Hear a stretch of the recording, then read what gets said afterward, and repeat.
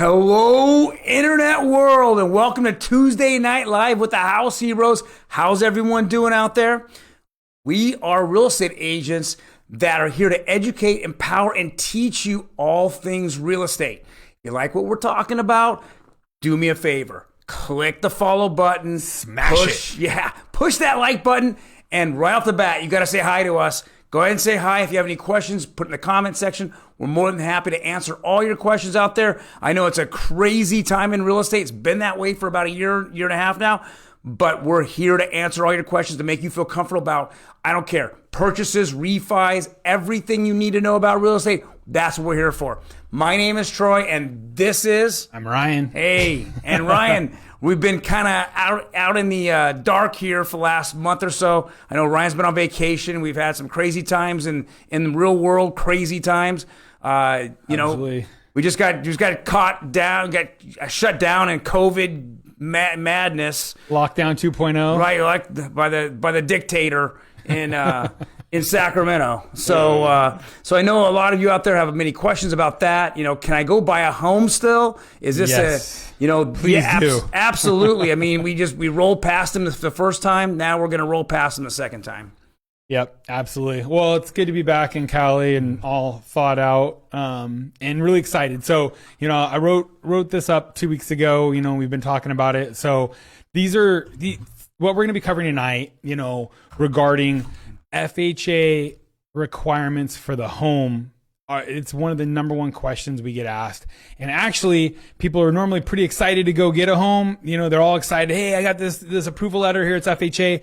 But the lender, nobody has ever talked to them about what they really need to be looking for when they go out and look at a home, because that home has to meet certain, habitability requirements. So it's one of the things we always have to step back a notch and go, hold on, all those cool homes you're seeing on Zillow, unfortunately, you might not be able to get all of those. So, it's all about, hey, let's start this off right. Let's manage expectations, and let's, build those parameters so when you're out there looking what you should be looking for. So. Yeah. So, I mean, what's very cool is that, FHA loans are actually for purchases as well as refis. So this will, in most part, will able to handle both of those questions that you guys have out there. I know a lot of FHA loans were out there for many, many years. Recently, conventional came back around as FHA rates weren't as aggressive. But now we're kind of seeing FHA pop right back up.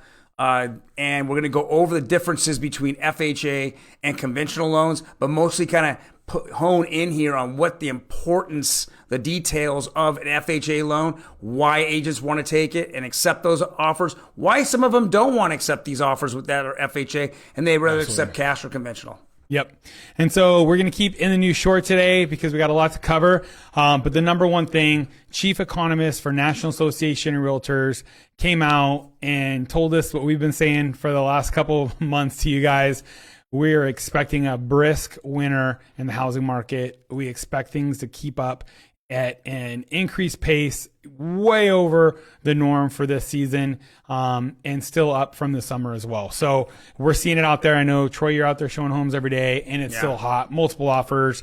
I got one, that I'm working on, with 12 offers, and it looks like this property might set a new comp in the neighborhood. And that's over one that closed 3 weeks ago. Mm-hmm. And that one had all 3 bathrooms fully rehabbed, and this has all 1960s in it. And it's probably going to overclip that same sales price. Yeah. That's a $900,000 mark. Yeah, that's not that's just almost a mill. Yeah. Yeah. That's not just entry level properties. We're seeing multiple offers on any homes, throughout Southern California that are actually just halfway decent looking. We just know there's a housing shortage right now. Absolutely. And so, we'll probably, as we get closer to New Year's, cover some of the stuff that's going to be coming out towards, January 1st. We've got all kinds of new laws rolling out that deal with foreclosures.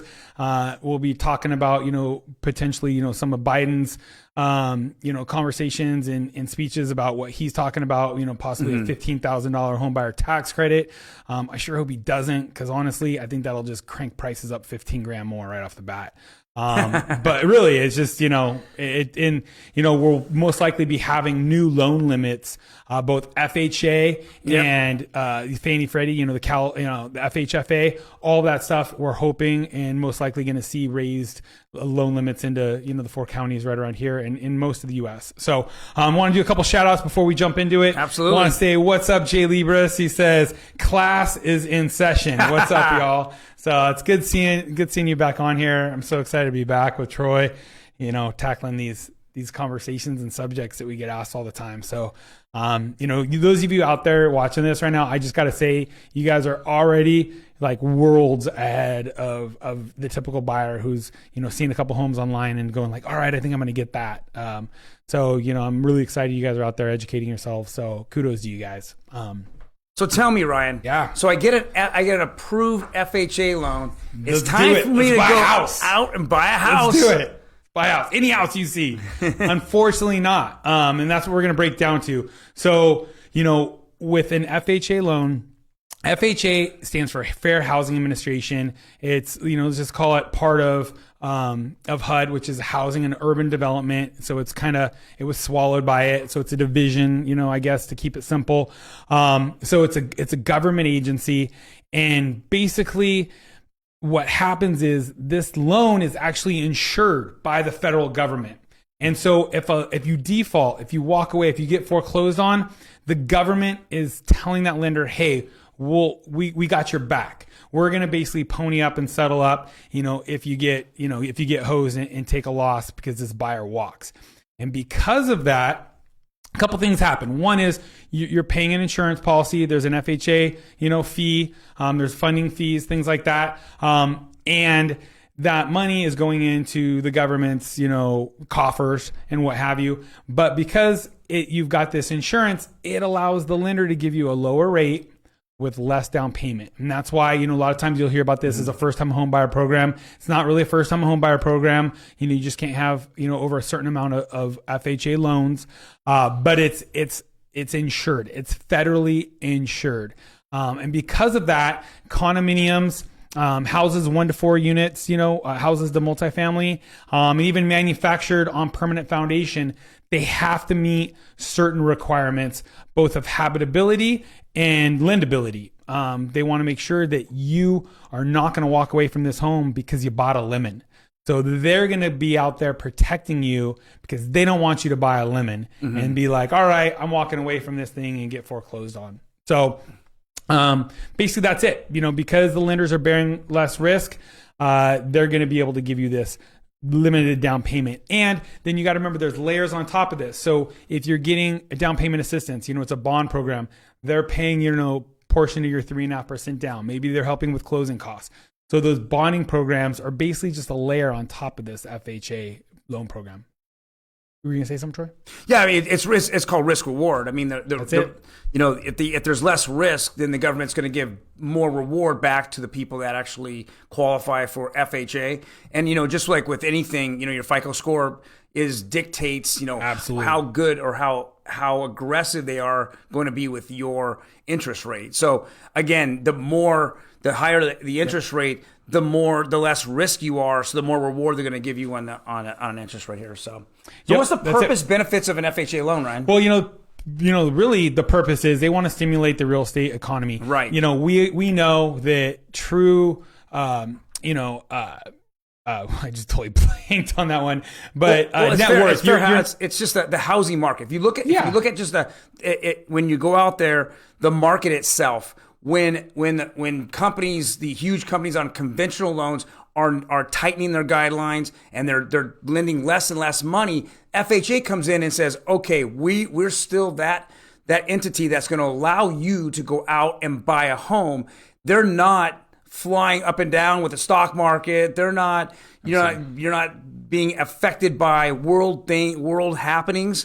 It's the federal government, and they're wanting to keep it stable. Unlike conventional, it'll just keep flying up and down. Sometimes it's very aggressive because people are hedging against the bonds. Other times it just gets blown up and it's way high. And me and Ryan have seen this over the years. There are times when that's all there is FHA loans. In fact, right after the 2008, 2009 crash, you had no conventional loans. It was all FHA. Well, and it's funny because before that there was no FHA loans because you didn't need to.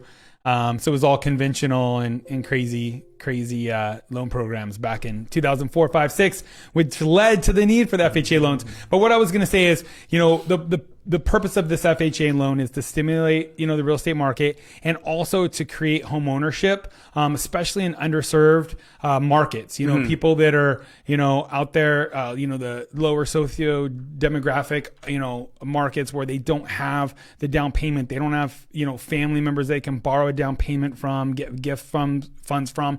So they want to allow that barrier of home ownership to be lower so that more people can be homeowners, because they realize there's multiple benefits. The number one is in wealth creation. When you look at the numbers of what the average net worth of a renter and tenant are versus what a homeowner is, it's hundreds of thousands different. It's huge. The retirement age, when people can retire, it's shortened for homeowners versus tenants. I mean, there's just a long list, and it's just that pride of home ownership. So the government realizes that home ownership is important, both for you as a person. It's less taxing on Social Security and stuff like that. But really, they know that it helps create a strong economy and everything as well. And so as a nation, we need people to be homeowners.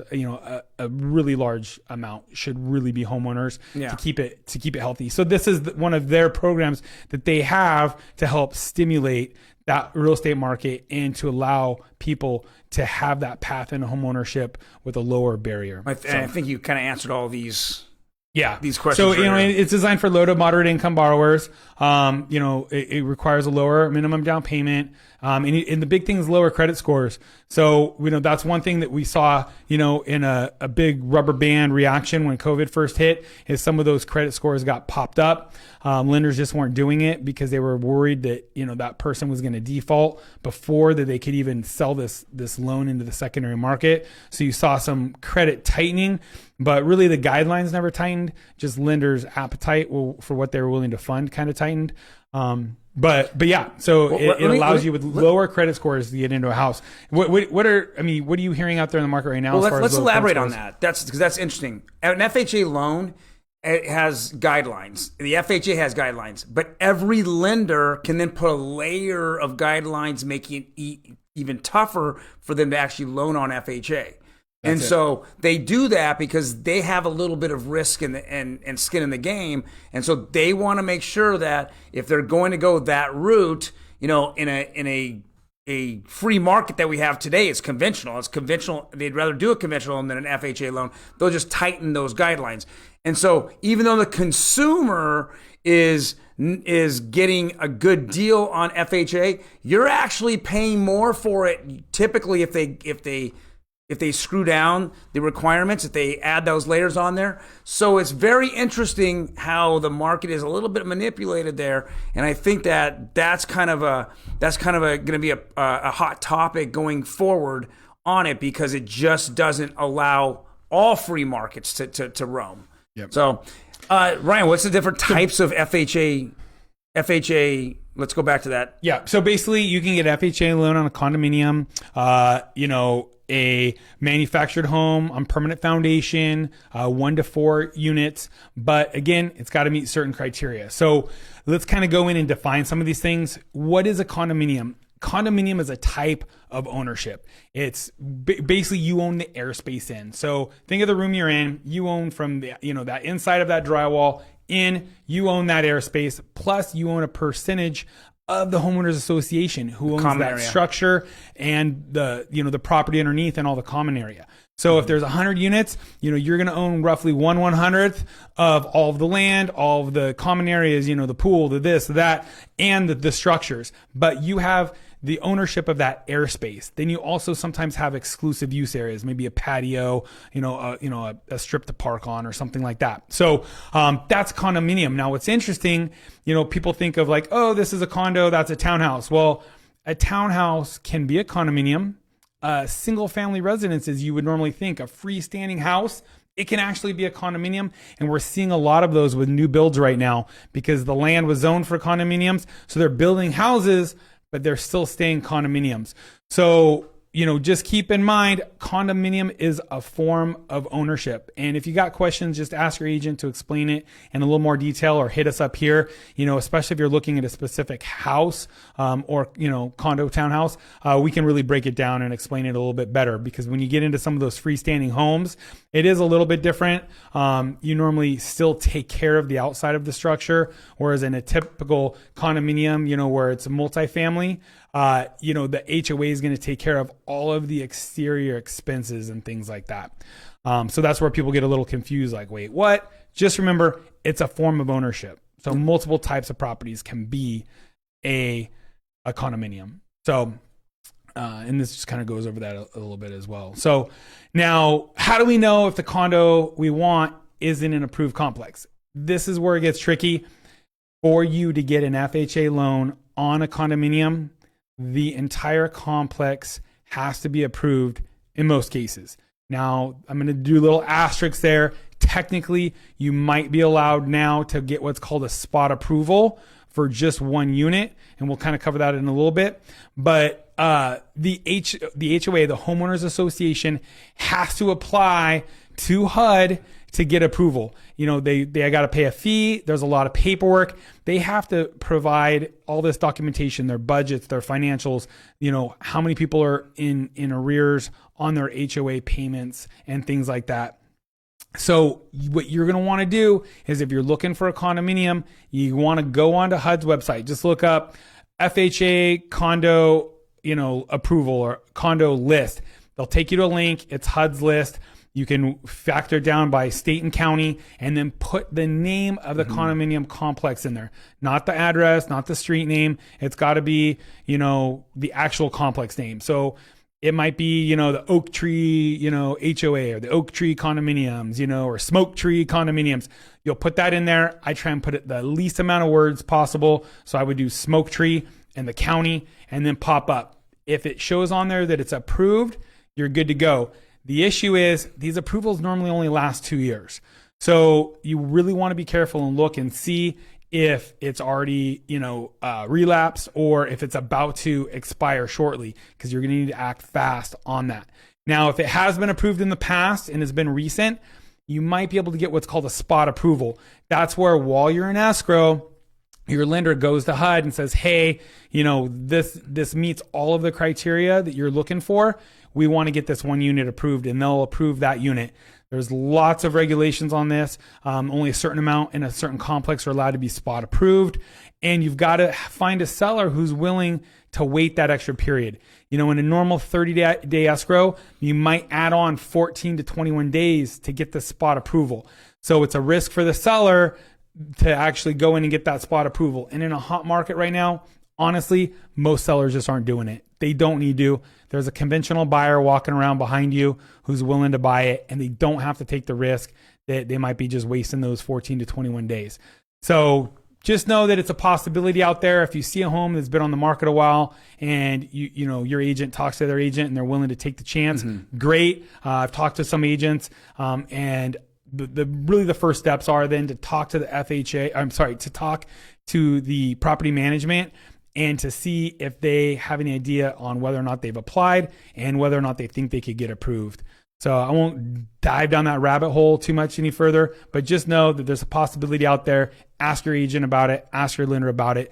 But if you're looking for a condominium, it absolutely has to be in an FHA approved complex or have a spot approval. Otherwise, you can't buy it. Now, why is this important? Less than 20% in Orange County here are in FHA approved complexes. So you need, when you're starting your search, you're going to want to start with your search on homes that are actually marked as FHA approved, as well as maybe a wide search that doesn't look for that. But you're going to want to spend the bulk of your time, of the homes you're looking at and liking on your list. You're going to want to make sure that they're already FHA approved complexes. Otherwise, you're just spinning your wheels, wasting your time. You're going to fall in love with a home that you can't even buy. What are your thoughts on that, Troy? No, go ahead and hit the next slide. Yeah. Let me do a couple shout outs too. So we got one here. Stephanie Marie says, hi, this is my first time here. Well, thanks for joining us. I'm glad you're here. She says, I've been looking at homes, but they're expensive. It's what's really expensive is by flushing your money down the toilet on rent, till the end of time. So I get it. We always talk about there's a jump going from a rent that's here to that fixed mortgage, but rents are going to continue to increase. You want to get a 30-year fixed mortgage, and that payment stays the same. So as inflation and costs go up around you, that payment that you think is expensive now, it just gets less and less until you go, wow, this is practically nothing, and it's very easy. So, our goal is to get you guys out of that rental rat race as soon as possible. So, what's up? It must be Roxy, because it says a house heroes on here. It says, hi, chicos. I love this topic tonight. I love it. I can't wait to see you do it in Spanish and Espanol on Thursday. So, if you guys know anybody out there who this would be great information for in their Spanish speaking, or, feel more comfortable in Spanish, have them tune in 8:00 this Thursday. Roxy's going to be covering it in Spanish. So, back to condos, what are issues that the condo could have that, allow it to not be approved, both for spot approval or normal FHA approval? Number one, right off the bat, lawsuits. They're worried. Again, they don't want you walking away from this thing. So if there's something that could, harm the financial, solvency of that homeowners association, i.e. an expensive lawsuit, they're not going to insure it. So it's not going to be FHA approved. We see a lot of these new mixed use units where, that's great. You got this walk score area, you can walk down to the Starbucks in your building, but upstairs is 2 floors of homes. If there's too much commercial space, boom, it's not going to be approved.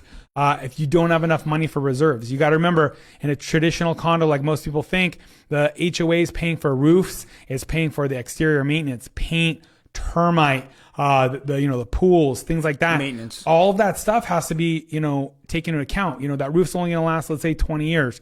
Are they budgeting so that in 20 years they can put a new roof on? They need to have significant and substantial financial reserves. Their finances are audited, and you should get a letter when you buy that condo. And it should be from somebody who's actually looked at their financials and gives their take on whether or not they're going to be solvent. How much of those reserves are properly funded. And are there large special assessments? Because if they don't get properly funded and they got to go put that roof on, you know what happens? You've got your $300 a month HOA payment, and now you owe them $10,000 on top of it. So they might be nice enough to take that on a monthly payment. So now you're maybe paying $600 in HOA over the next 4 years. Or you got to just pony up that $10,000 now to pay for that roof because your HOA didn't have good enough reserves. FHA, they're looking for that to make sure that doesn't happen to you. And one of the ways they look too is they want to make sure that there aren't too many owners that are delinquent in their HOA dues. Right now with COVID, we're hearing more and more condo complexes are having problems with people paying their HOAs. They think, oh, well, maybe I can just, skate by without paying it. Problem is, it creates, issues for other owners who might be looking to sell in the area. It creates issues for buyers looking to buy, because even conventional loans have certain thresholds that they have to meet in regards to HOA payments not being late. So, you want to be, on top of that. If you're living in an HOA community, you make sure you're talking to your management company and they're going after people who are not paying. And if there's too many rentals, in the complex, it might not be FHA approved. And if there's any restrictions in the HOA, like, you have to resell it first to the HOA, you can't sell it on the open market, some weird stuff, it might not qualify for FHA. So tell us a little bit about single family residence, Troy. And multiple family qualifications. So let's say 1 to 4 home qualifications. Yeah. So what are some of the things that you see that get called out on appraisals that kill FHA deals? Well, there's a myriad of things, but the number one thing is paint, and that seems to be the easiest thing for FHA. Most agents out there, if you guys are out looking with your agent and he's walking the property, you should have one competent enough to know that what the idea, if you're an FHA borrower, that this home should qualify, this home shouldn't qualify. The number one thing is that gets called out is paint chips. And I know it sounds a little trivial, but yes, they consider paint chips as defective paint. I know it sounds kind of interesting. It's just water that gets underneath the paint and then it just peels up, but it's called defective paint. And so So yeah, they want it. the actual homeowner or some type of negotiation where someone comes in and then gets rid of the chips and, you know, sands it down and then turns around and paints over it. Yeah, the big thing there is lead. I mean, they're looking for paint chips that are on older homes, 1978 and prior. So a lot of the first-time home buyers out there, I mean, they're looking at older homes based on price point and things like that. And so that's really what they're looking for, the FHA. They want to make sure your kids aren't out there eating paint chips. I just think of the Tommy Boy, you know, episode, just like, I'm a maniac. And he's like, do you eat paint chips as a kid, boy? Well, it's a real deal. You know, when you've got lead poisoning, it's super painful. It creates a lot of issues. And so they want to make sure that there's not any health and safety items for the children at that household. So they're going to call it lead-based paint and peeling paint all the time. So you can't have paint chips on the ground. You can't have that peeling paint. Absolutely. So what are some of the other ones you see commonly? I mean, everything else is just kind of, termite, structural issues. Those are fine. Yeah. Let's go over the common habitability and health safety standards for FHA. Next slide, Ryan. Yeah, it's basically a little bit more of the same. So one of the ones we see called out all the time is heaters not working. I just had this one here called out the other day. So no fire egress. There was basically a shed that was blocking. If you open the window, there's a shed there, so you couldn't get out in case of a fire. Mm-hmm. They called that out on an FHA loan. And this is not just exclusive to FHA. That would be called out on a conventional as well. Yeah, a lot of times as well. Health and safety and so one of the things we were talking about is who is calling these things out? It's the appraiser. So when you go out and you're buying a house, you're going to have your inspection. That should not normally be seen by the lender. Only if you're using maybe some of the down payment assistance programs where it's required. But traditionally, the lender does not see the home inspection. But what they do see is the appraiser goes out there and the appraiser is looking for certain health and safety and habitability items. These are the key ones. These are what we normally see called out. They put it in their appraisal report. You know, the value is X amount on this date, subject to these repairs being done that are health and safety issues. So, some of these that we've seen called out in the past, poor workmanship, trip hazards, roofing's a big one. So if they see on the roof that it looks like it's past its useful life, they might require to get what's called like a 2-year roof cert. They want to see at least 2 years of life left on that roof. So you have to get a roofer, go out there and maybe do some quick tweaks and certify it that it's going to be free of any leaks for 2 years, or they'll come out and fix it on their dime. So we see that a lot of times. We need a roof cert.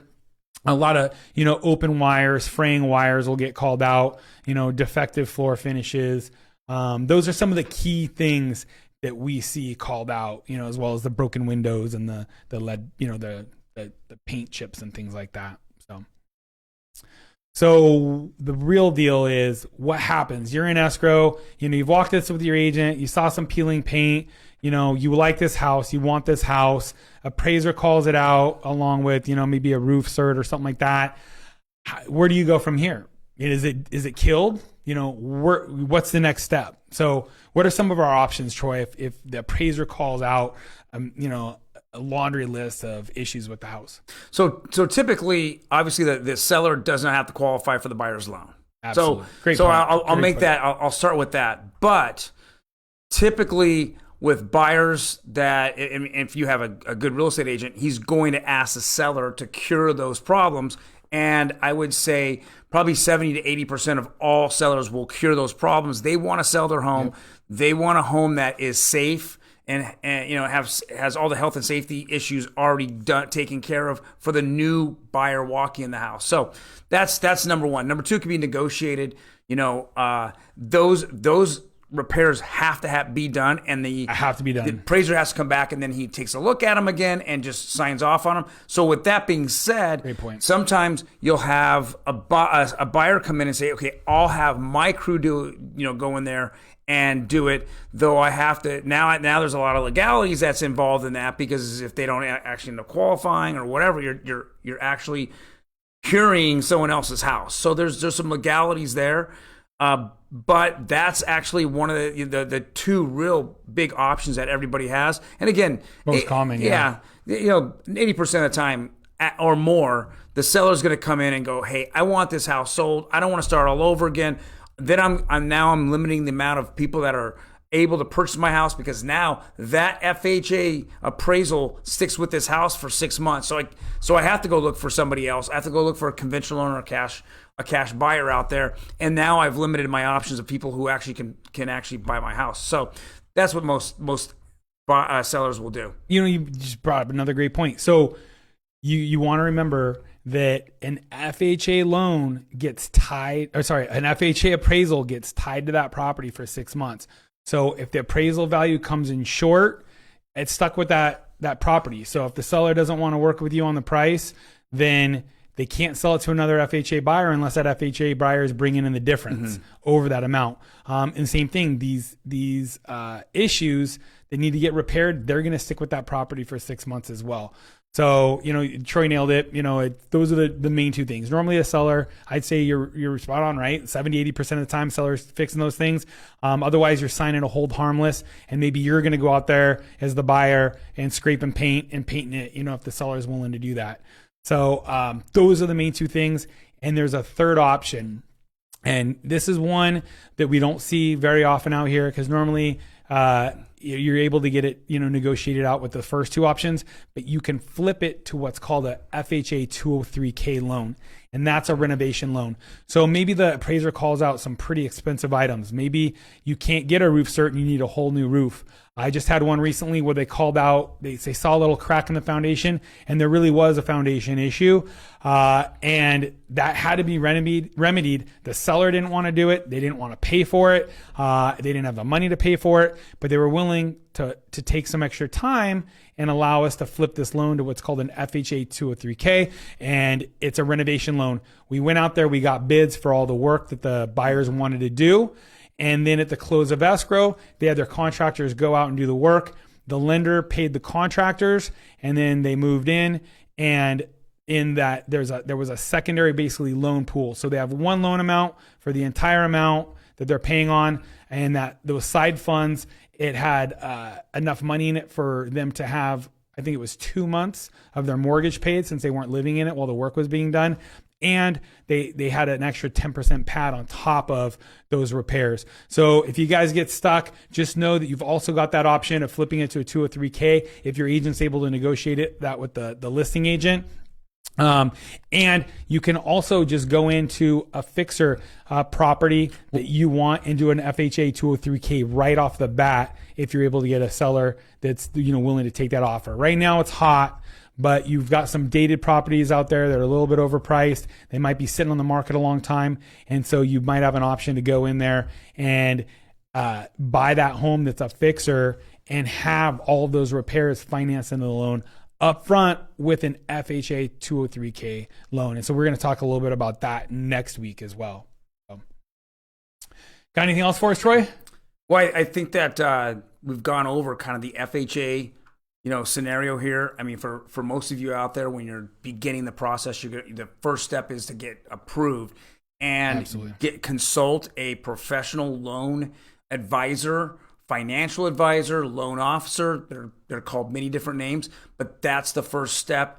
And then they'll determine, depending on, your qualifications, your FICO, what the best type of loan is. If it's FHA, we've gone over this, which Absolutely. So you'll have some kind of education behind it about what your loan is about. If it's conventional, it's very similar. It's just a different. It's not the federal government insuring it. It's more of major corporations that are lending institutions that are lending you the money. I do have a question here from one of the viewers here. It's from Chris. He says, "Is it true condos and townhomes have higher rates?" And the answer is yes. And the reasoning on FHA that it's higher is again, we talked about risk reward, and it's not just with FHA. It's with any loan that's out there. I don't care if it's conventional or not. the risk of you defaulting on a home, on a condo, or a condo having problems is much higher, much greater, is because it not only can default, you can default because of your personal reasons, such as, i.e., losing a job or family tragedy or something happening, but also the complex is in play as well. Yeah. Right? So then I've seen this happen many times. Many of you out there, you're out there looking for homes and condos, you're looking for really good deals. When you run across a condo complex and you're saying, wow, I'd love to buy into that condo complex. It seems very reasonably priced. Well, the reason why is that when you simply take out the majority of the buying pool out of it because it's not FHA approved, because there's a lawsuit on it, then you're looking at a lot of other different unique financing as well as cash. And some of those are really inexpensive, right? But you have to then qualify for that next round. So yes, Chris, to make a long story short, the risk for a lending institution is much greater on a condo complex than it is on a single family home. Yep. Good point. Got any other shout outs there, Troy? I got Adam here that's checking us out, as well as check me out. Min as well. I know he's What's up, Min? How's it going, buddy? So yeah, we're on 3 days a week. We'll be back on in Spanish, basically going over the same thing that we talk about on Tuesdays with Roxy.